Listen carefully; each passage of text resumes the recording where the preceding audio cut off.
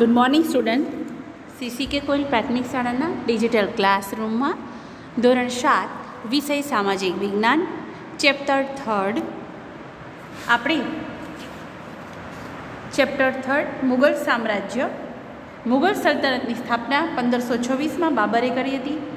ત્યારબાદ 20 એપ્રિલ 1526માં પાણીપતના પ્રથમ યુદ્ધ તરીકે ઓળખાણું, જેમાં બાબર ઇબ્રાહિમ લોદી વચ્ચે યુદ્ધ થયું અને બાબરે આ યુદ્ધમાં તોપનો ઉપયોગ કરી ઇબ્રાહિમ લોદીને હરાવ્યો. ત્યાર પછી મુગલ શાસકો આવ્યા: બાબર, હુમાયું, શેરશાહ સૂરી, અકબર, જહાંગીર, શાહજહાં, ઔરંગઝેબ. કહેવાય છે કે 1707માં ઔરંગઝેબના મૃત્યુ બાદ તેમના નિર્બળ શાસકો ગાદી ઉપર આવ્યા અને તેમણે આ ગાદી ઉપર મુગલ સામ્રાજ્યના પતનનો કહેવાય છે કે આરંભ થયો. શરૂઆત ત્યારે થઈ કે મુગલ સામ્રાજ્યનું પતન એટલે કે સંપૂર્ણપણે પૂર્ણ થવા આવ્યું. હવે આપણે આગળ જોઈએ રાણા સંગ્રામસિંહ. કે રાણા સંગ્રામસિંહ બાબરના સમકાલીન મેવાડના રાણા સંગ્રામસિંહ રાણા સાંગા તરીકે પણ ઓળખાતા. રાણા સાંગા અને સંગ્રામસિંહનું નામ આવે એટલે તરત જ તમને એ આવવાનું છે મેવાડ. આપણે વાત કરીને મેવાડ જે રાજસ્થાનમાં આવેલું છે. અને રાણા સાંગા તેઓ એક વીર અને સાહસિક હતા. અનેક યુદ્ધો લડીને વિજય મેળવી. આમ બાબરે આવા ખાનમાના યુદ્ધમાં એમની હાર થઈ અને સામ્રાજ્ય આખું થોડું ઘણું એને મળ્યું. ત્યાર પછી આવ્યા મહારાણા પ્રતાપ. એ પણ અકબરની સામે મેદાનમાં લડ્યા અને એ ખૂબ પ્રતાપી રાજા હતા. અકબરે મેવાડ ઉપર આક્રમણ કરી હલ્દી ઘાટીનું યુદ્ધ થયું, તેમાં અકબરનો વિજય થયો. પરંતુ રાણા પ્રતાપે ઉદયપુરની આસપાસના વિસ્તારોમાં ઘણી સત્તા સ્થાપી ચાલુ રાખી. બંને સમજૂતીના ઘણા બધા પ્રયત્નો કર્યા, પરંતુ રાણા ચિત્તોડ છોડવા તૈયાર ન થયા. ચિત્તોડ થોડા તૈયાર ન હતા. તેણે છાપામારી યુદ્ધ ચાલુ રાખ્યું એટલે વારે વારે એ થોડા અંતરે યુદ્ધ કરતા રહેતા. અને 1576માં હલ્દી ઘાટીમાં પરાજય મેળવી રાણા પ્રતાપ ગોગુંડામાં રાજધાની લઈ ગયા અને જીવનમાં અંત સુધી યુદ્ધ કરતા રહ્યા.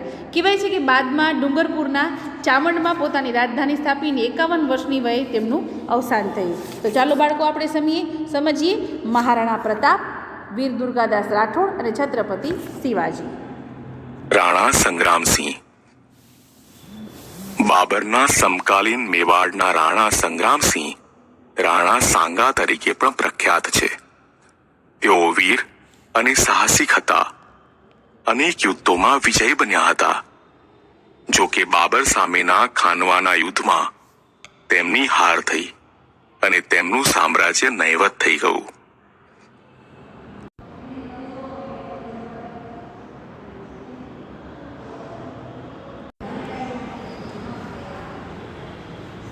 રાણા પ્રતાપ મુગલ સામ્રાજ્યમાં અકબરની સામે મેદાને પડનાર મહારાણા પ્રતાપ મેવાડના પ્રતાપી રાજવી હતા. અકબરે મેવાડ પર આક્રમણ કરતા બંને વચ્ચે હલ્દી ઘાટીનું યુદ્ધ થયું. અકબર વિજય થયા, પરંતુ રાણા પ્રતાપે ઉદયપુરની આસપાસના વિસ્તારોમાં પોતાની સત્તા સ્થાપી. સંઘર્ષ ચાલુ જ રહ્યો.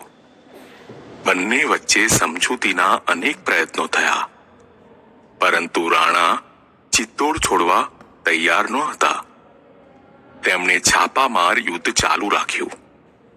1576ના હલ્દી ઘાટીના પરાજય બાદ રાણા પ્રતાપ ગોગુંડામાં રાજધાની લઈ ગયા અને જીવનના અંત સુધી યુદ્ધ કરતા રહ્યા.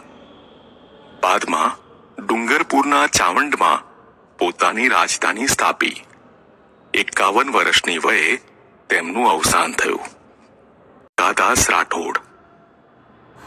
દુર્ગાદાસ રાઠોડ મારવાડના શાસક જસવંતસિંહના મંત્રી અશ્કરણ રાઠોડના પુત્ર હતા. તેમની તુલના રાણા પ્રતાપ સાથે કરવામાં આવે છે. ઔરંગઝેબના સમયમાં તેમણે તેનું આધિપત્ય સ્વીકાર્યું ન હતું.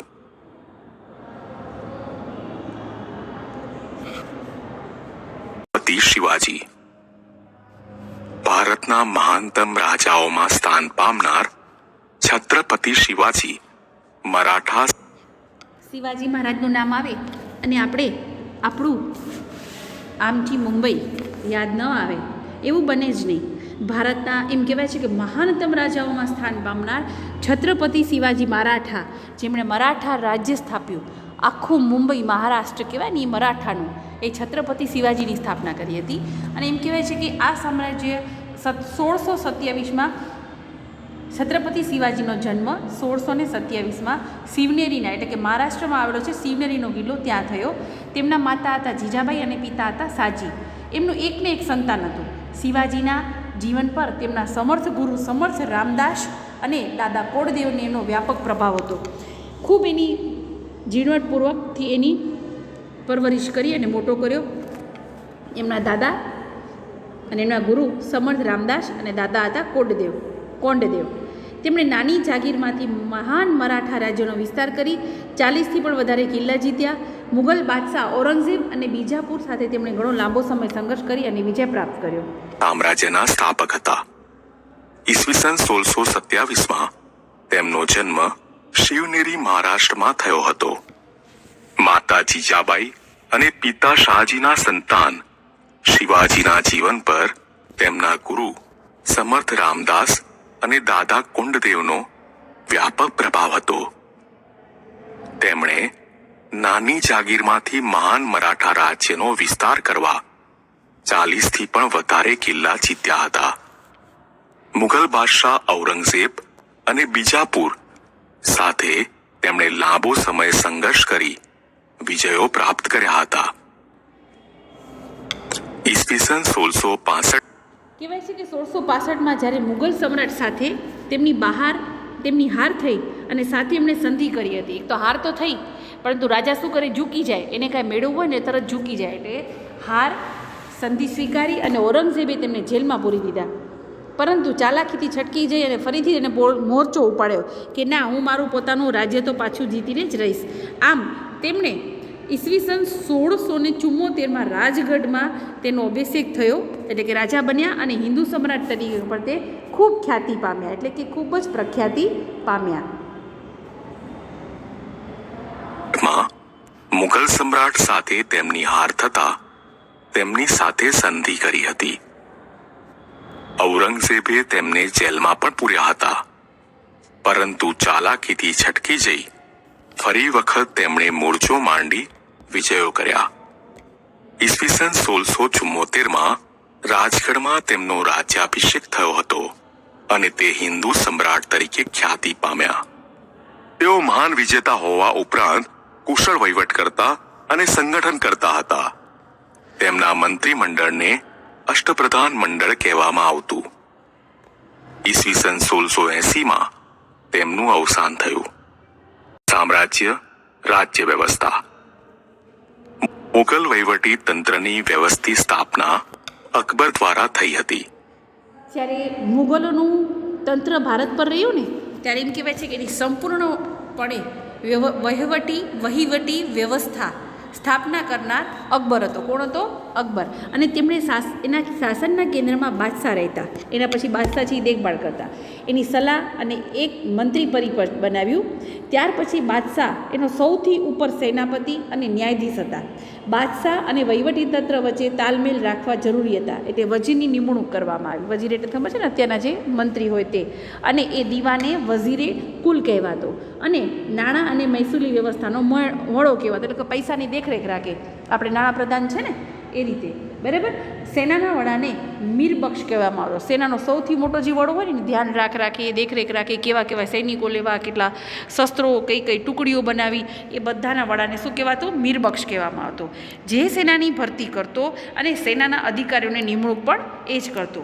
તે ગુપ્તચર તંત્રની દેખરેખ પણ રાખતો. હવે તો પહેલાંના સમયમાં તો કાંઈ ગુપ્તચરમાં તમને ખ્યાલ છે કે આવું કોઈ એવા ગુપ્તચરો તો હતા નહીં. એટલે એ વ્યક્તિ દ્વારા જ ગુપ્તચરો રખાવતા. કોઈની સેનામાં એનો વ્યક્તિ ભળી જાય મુગલનો, અને રાજાની સેનામાં ધારો કે કોઈ મુગલનો એક વ્યક્તિ ભળી ગયો અને રાજાની બધી જ ખબરશી લાવે અને અહીં મુગલને આપી દે, એટલે એનો ભાંડો ફૂટી જાય અને યુદ્ધમાં એ સફળ નીવડે. આ મુગલ વહીવટીના ગુપ્તચરો વકિયા નવીસ તરીકે પણ ઓળખાતા. શાસનના કેન્દ્રમાં બાદશાહ રહેતા અને તેમને સલાહ આપવા એક મંત્રી પરિષદ હતી. બાદશાહ સર્વોચ્ચ સેનાપતિ અને ન્યાયાધીશ હતા. બાદશાહ અને વહીવટી તંત્ર વચ્ચે તાલમેલ રાખવા વજીરની નિમણૂક કરવામાં આવતી. તે દીવાને વઝીરે કુલ કહેવાતો અને નાણાં અને મહેસૂલી વ્યવસ્થાનો વડો હતો. સેનાના વડાને મીરબક્ષ કહેવામાં આવતો, જે સેનાની ભરતી કરતો અને સેનાના અધિકારીઓની નિમણૂક કરતો. તે ગુપ્તચર તંત્રની દેખરેખ પણ રાખતો. મુઘલ વહીવટી તંત્રના ગુપ્તચરો વાક્યાન્વીસ તરીકે ઓળખાતા.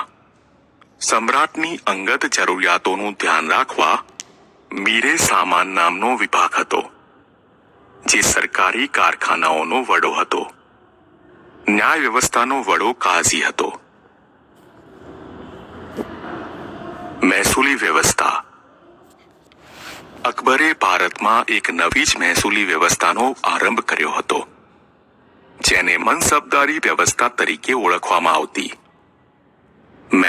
અકબરે ભારતમાં એક નવી મહેસૂલ પદ્ધતિની સ્થાપના કરી અને એને શું કહેવામાં આવતું?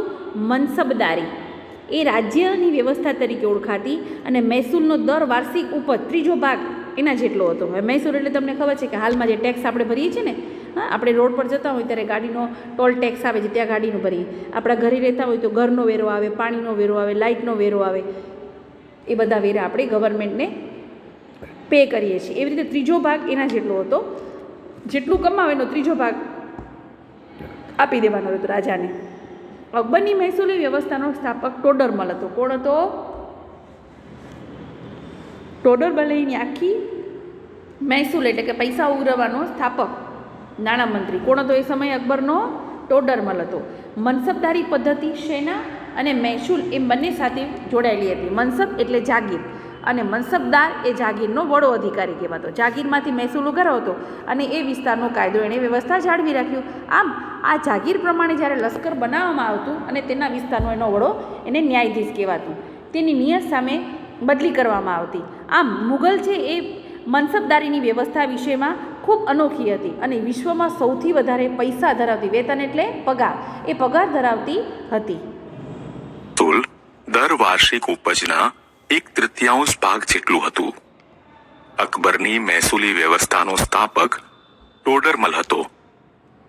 મનસબદારી પદ્ધતિ સેના અને મહેસૂલ એમ બંને સાથે સંકળાયેલ હતી. મનસબ એટલે જાગીર અને મનસબદાર એ જાગીરનો વડો અધિકારી ગણાતો, જે જાગીરમાંથી મહેસૂલ ઉઘરાવતો અને તે વિસ્તારનો કાયદો અને વ્યવસ્થા જાળવતો. આ માટે તેને જાગીર પ્રમાણે લશ્કર આપવામાં આવતું. તે તેના વિસ્તારનો વડો ન્યાયાધીશ પણ ગણાતો. તેની નિયત સમયે બદલી કરવામાં આવતી. મુઘલ મનસબદારની વ્યવસ્થા વિશ્વમાં અનોખી હતી અને વિશ્વમાં સૌથી વધારે વેતન ધરાવતી હતી. બાળમિત્રો, આપણે અહીં સુધી સુંદર રીતે પાઠ સમજ્યો. હવે આપણે આગળ નેક્સ્ટ લેક્ચરમાં સમજીશું. આજે તમારે અહીં સુધી અભ્યાસ કરવાનો છે, બરાબર, અને પાઠ યાદ રાખવાનો છે, બરાબર. ખાસ યાદ રાખજો, ખૂબ જ અગત્યનું છે. પાના નંબર 16 સુધી તમારે એનો અભ્યાસ કરવાનો છે. Good bye.